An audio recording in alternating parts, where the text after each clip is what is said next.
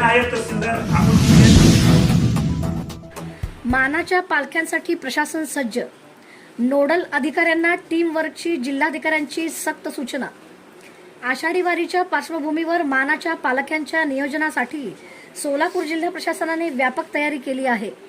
प्रत्येक मानाच्या पालखीसाठी एक नोडल अधिकारी आणि सहाय्यक अधिकाऱ्यांची नियुक्ती करण्यात आली असून त्यांनी पालखी प्रमुखांशी सतत समन्वय ठेवत टीम वर्कच्या माध्यमातून जबाबदारी पार पाडावी असे निर्देश जिल्हाधिकारी एस कार्तिकेयन यांनी दिले.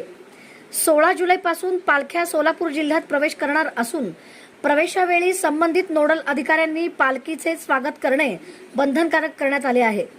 पालखीसोबत राहून मुक्काम, रिंगण, विसावा आणि मार्गावरील सर्व सुविधांवर लक्ष ठेवण्याच्या सूचना देण्यात आल्या आहेत.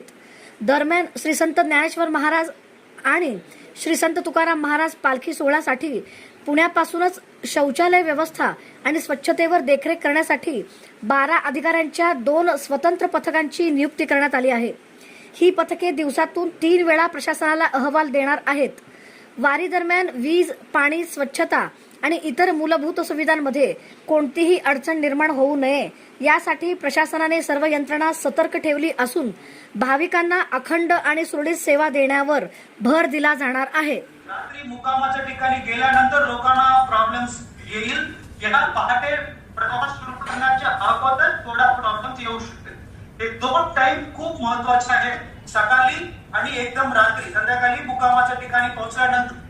त्या ठिकाणी शौचालय उभारलेली आहेत का आणि व्यवस्था वेळेला लागलेली आहे का, त्या ठिकाणी पुरवलेली शौचालय या ठिकाणी पूर्णपणे स्वच्छ वापरण्यायोग्य आहे का, आणि दुसऱ्या मुक्कामाच्या ठिकाणी वेगळी शौचालय व्यवस्था आहे. अशा प्रकारे 2 युनिट आहेत त्यांची. तर या नायब तहसीलदार अमोल मुंडे आणि अनिल डोंगरे यांनी आज